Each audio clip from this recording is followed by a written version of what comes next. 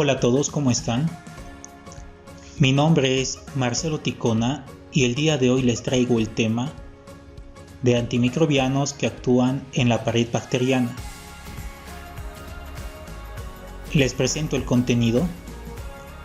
Consta de los betalactámicos y de los que son los glucopéptidos. Así que empecemos con los betalactámicos. Bueno, la importancia radica que estamos frente al grupo de antibióticos, muchachos, mejor conocidos y ampliamente estudiados tanto en medicina humana como en veterinaria.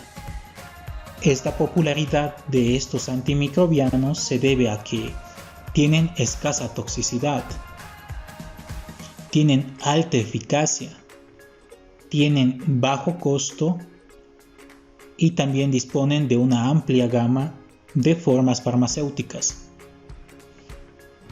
Bien, pasemos a la siguiente diapositiva y aquí empezamos mencionando algunos antecedentes que han ocurrido. Les presento a Alexander Fleming, quien fue el primer científico que observó por accidente, entre comillas, la acción antibacteriana de la penicilina.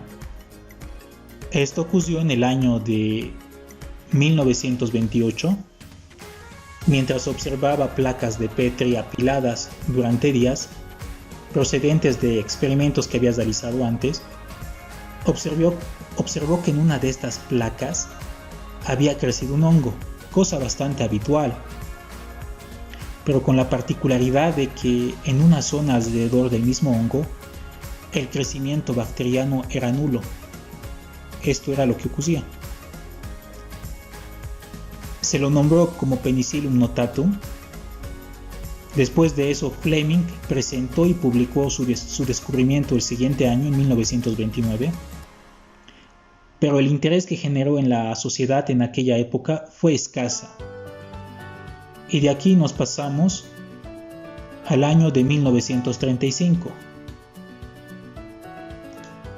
No fue hasta este año que el interés por la penicilina cobró auge, gracias a Howard Florey y también a un colega que tenía él, conocido como Ernest Chain, llevando un paso más allá la investigación, al inyectar penicilina en ratones que ya habían estado infectados por bacterias, para después realizar experimentos en humanos con espectaculares resultados, cobrando aún más importancia e intensificando su producción en la Segunda Guerra Mundial. Más adelante tenemos el descubrimiento del hongo que producía las primeras cefalosporinas, lo que es el Cephalosporium acremonium, por el científico italiano Giuseppe Brozzu. Pero el uso comercial de estas cefalosporinas no fue en años próximos, fue hasta el año de 1962. Entonces esos son los antecedentes que podemos nombrar de estos antibacterianos. Pasemos a la siguiente diapositiva. Y aquí les presento lo que es la estructura química de los betalactámicos. Un anillo betalactámico y el anillo secundario es lo que observamos acá. A todo esto se le conoce como núcleo betalactámico. Este es el anillo betalactámico y este es su anillo secundario. A ver, ¿qué observan acá? Vean que tienen algo en común. Todos tienen este anillo betalactámico. ¿No es cierto?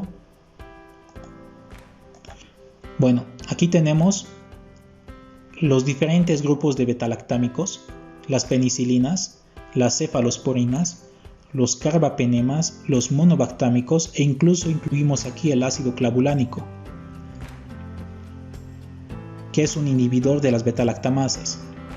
Bueno, aquí en estas penicilinas vemos que aparte de este anillo de 4 carbonos, tenemos un anillo secundario de 5 átomos de carbono.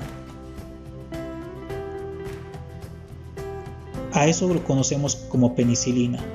Aquí tenemos que, igual que el anterior, tiene este mismo anillo beta-lactámico, pero su anillo secundario ya tiene 6 átomos de carbono. Eso es propio de las cefalosporinas. Aquí vemos que en los carbapenemas lo que varían son las uniones lineales con diferentes compuestos químicos.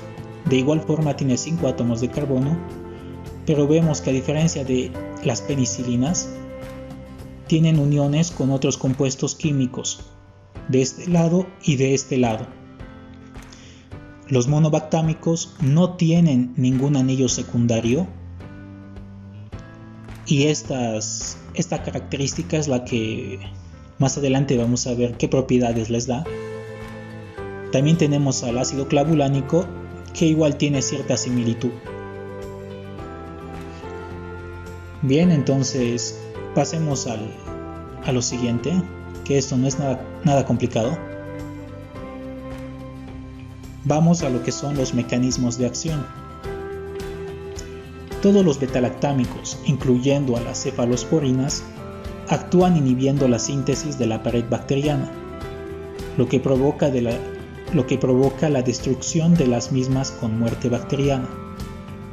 Para comprender a cabalidad este mecanismo, muchachos, ustedes deben conocer la estructura de la pared bacteriana. Esto recuerden de sus clases de microbiología o de bacteriología. Aquí tenemos a una bacteria gram positiva y a una gram negativa. De este lado tenemos una pared celular bastante amplia, incluso 50 veces más amplia que esta, y una membrana citoplasmática de este lado, común de todos los organismos vivos. En cambio, en esta pared bacteriana gram negativa tenemos una membrana interna y una membrana externa. Y recién aquí está esta pared bacteriana, esta pared celular, que es bastante delgada en comparación a esta. Debido a esta complejidad que tienen las bacterias gram negativas, es que la mayoría de las penicilinas, sobre todo las de uso como las benzilpenicilinas y estas, no tienen mucho efecto en estas gram negativas. Bien, entonces pasemos a describir a más detalle este mecanismo de acción. Bien, vemos que esta pared celular, ya mencionamos que está conformada por peptidoglucanos. O creo que no, bueno, si no es así, les comento que esa pared celular está conformada por peptidoglucanos. Y estos peptidoglucanos son de dos tipos, el N-acetilglucosamina y el N-acetilmurámico. Estos dos van siempre unidos de esta forma, alternándose. Aquí tenemos un AG, un AM, un AG, un AM, un AG, un AM. Muy bien.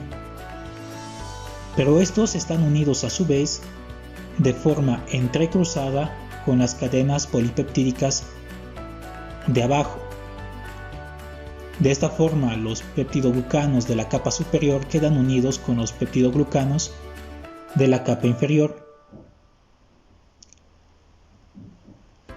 Todo esto ocurre gracias a la transpeptidación.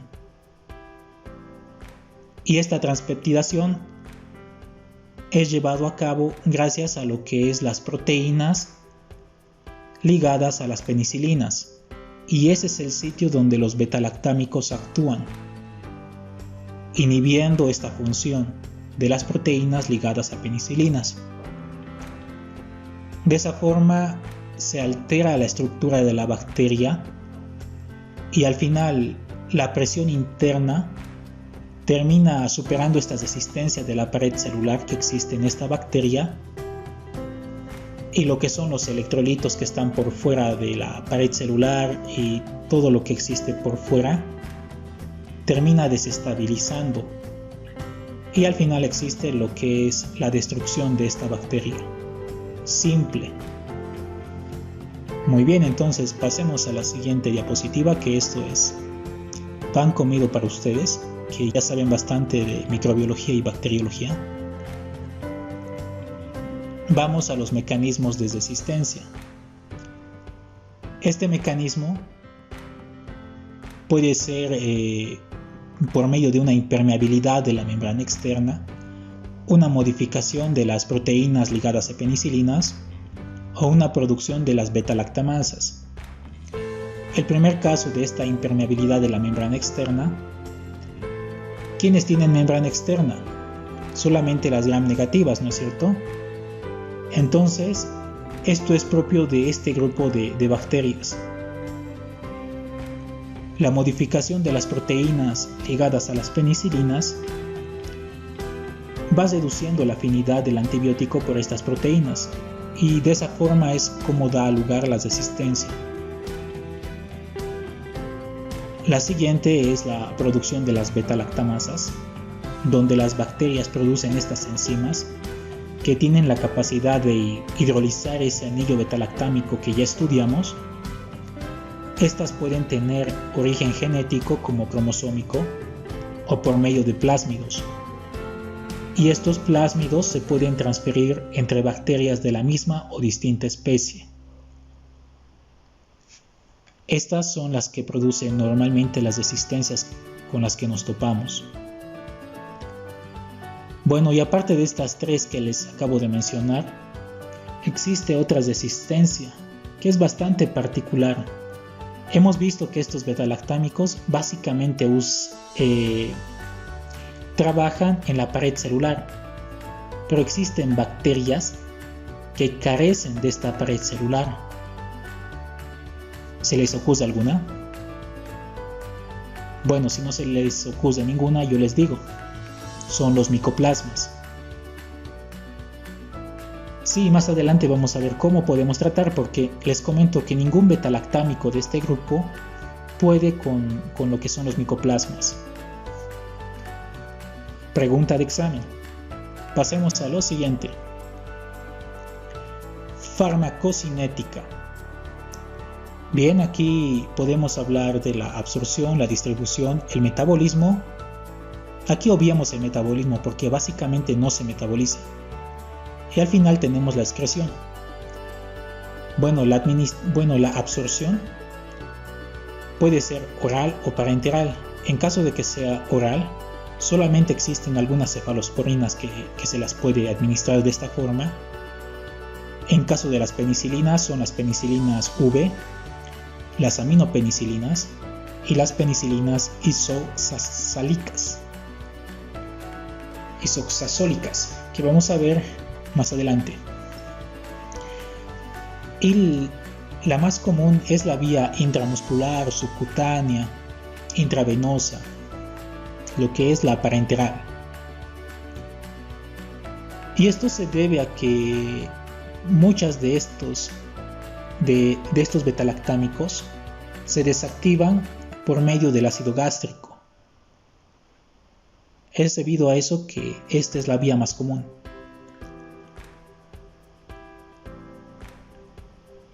Hablemos de la distribución. Es bastante baja, no atraviesa la barrera hematoencefálica, excepto en casos de una meningitis. Bueno, ya mencionamos que no hace falta que mencionemos la metabolización. Pasemos a la excreción, que es principalmente por los riñones, por lo que es la filtración glomerular o por secreción de los túbulos renales, excepto de la nafcilina, que se elimina por vía biliar a través de las heces. Bien, ahora no olviden que estamos hablando de fármacos tiempo dependientes. Entonces, recuerden esto, el éxito del tratamiento con estos beta-lactámicos dependerá de optimizar la exposición del fármaco y no de la cantidad de dosis que le administremos. Pasemos a lo siguiente. Aquí vemos a las penicilinas más habituales en el ejercicio de la profesión de la veterinaria. Empezamos con, aquí vemos lo que son cada beta-lactámico, la vía y el intervalo. Aquí empezamos con la benzilpenicilina sódica y potásica, que es por vía intramuscular, intravenosa o subcutánea. Este es el intervalo y es bastante corto. Son hidrosolubles y adquieren altas concentraciones rápidamente en sangre, pero como ven, esta duración, este intervalo es bastante escaso.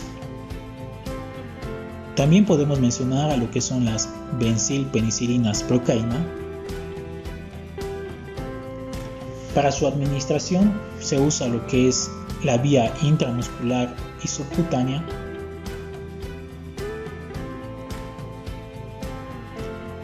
Observen esto, el intervalo es más amplio,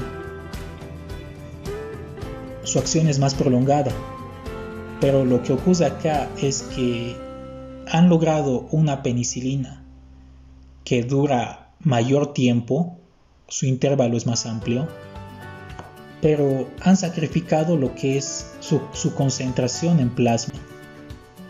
Sus concentraciones son inferiores a estas penicilinas. Bueno, estas son también conocidas como penicilinas cristalinas, y estas que estamos estudiando en este momento son las penicilinas de acción prolongada. Vean que son las que tienen mayor amplitud en la aplicación.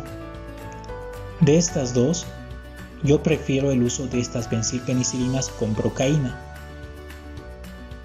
ya que tienes un intervalo de hasta 24 horas y los niveles en plasma no son muy bajos, es algo intermedio. Bien, pasemos a la siguiente,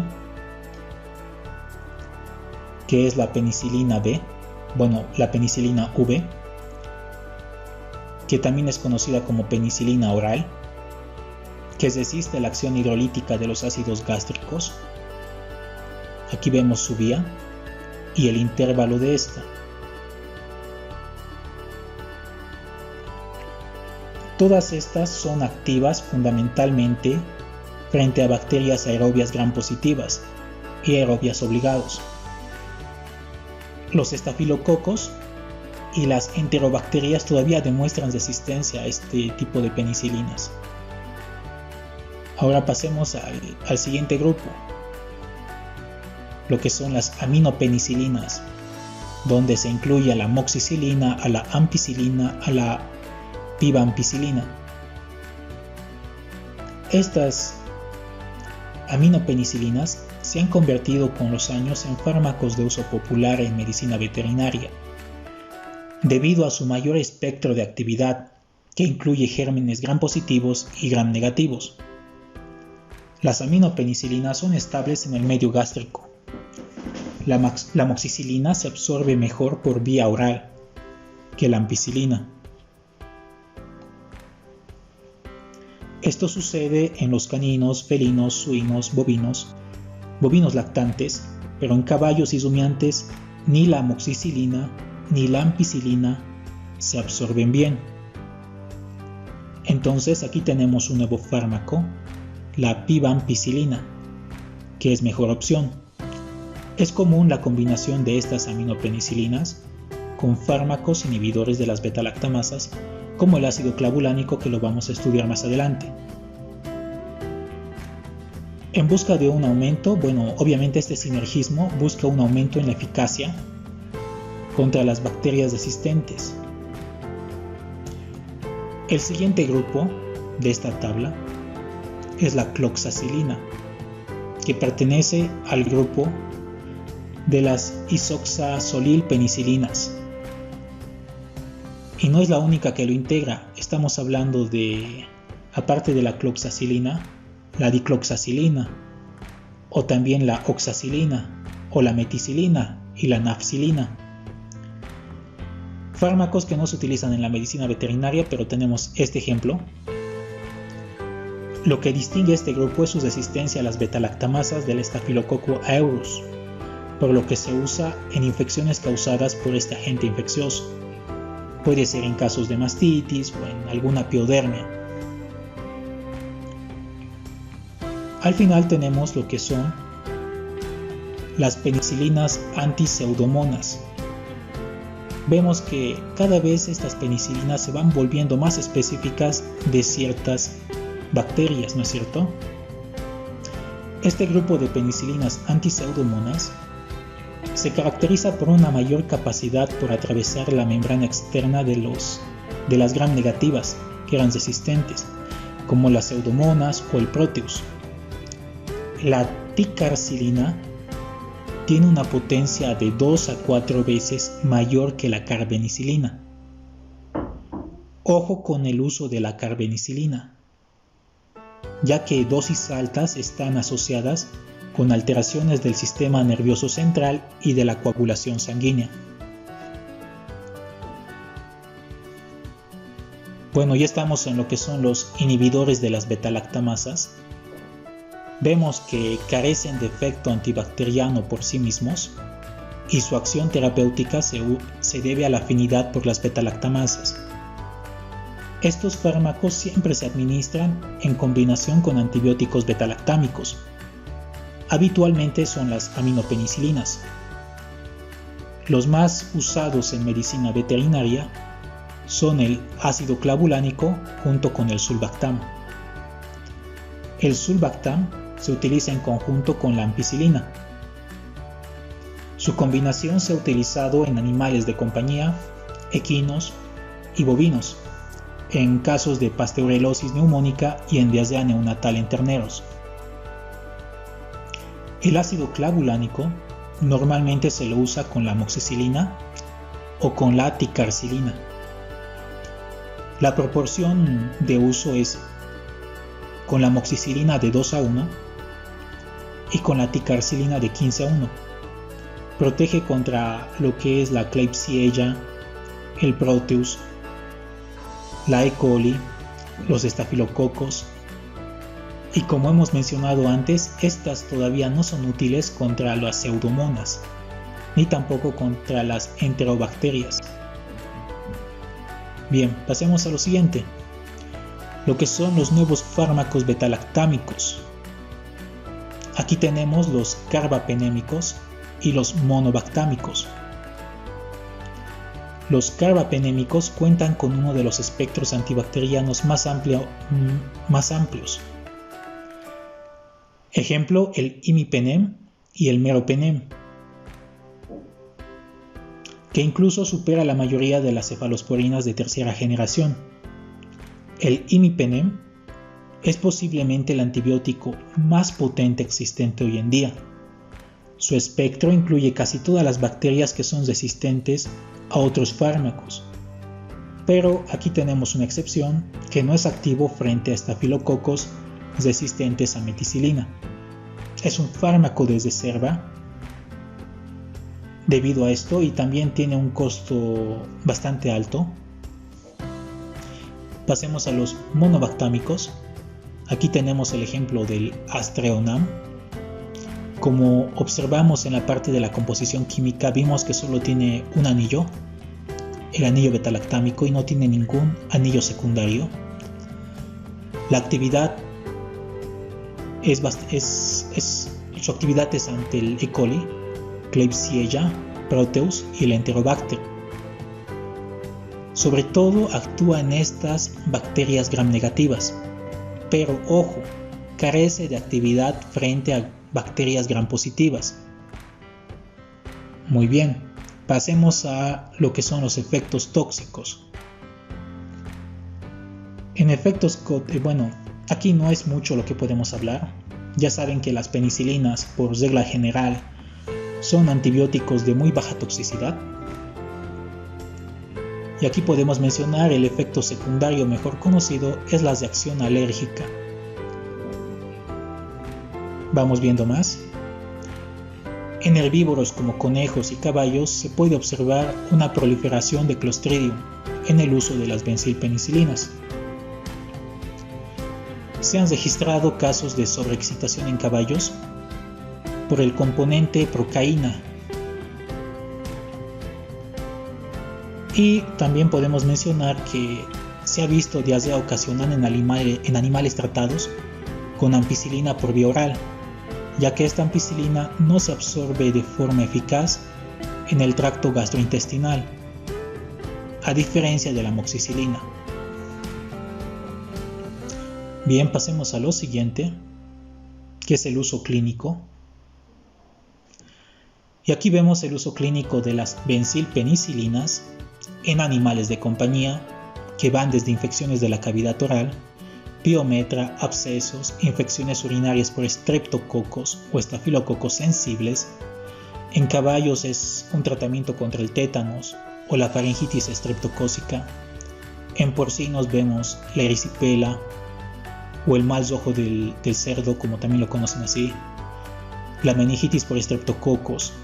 En rumiantes vemos que puede funcionar con casos de mastitis, neumonía, artritis séptica e infecciones de la piel y tejidos blandos, siempre y cuando las bacterias sean sensibles a estas benzilpenicilinas.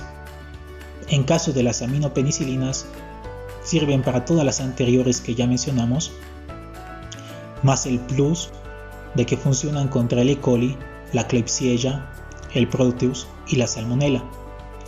Todavía no incluimos las pseudomonas, ya que las penicilinas antipseudomónicas están acá.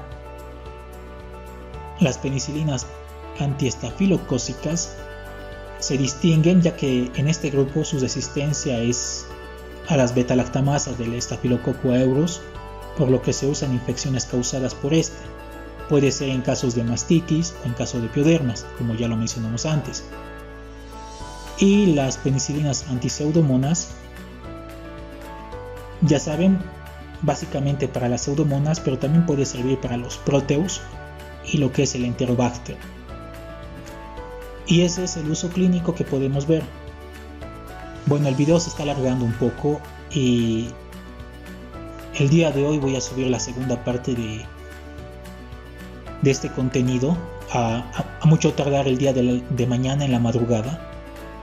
Así que lo dejamos aquí y continuamos mañana con lo que son las cefalosporinas y ya luego vemos el mensaje motivador.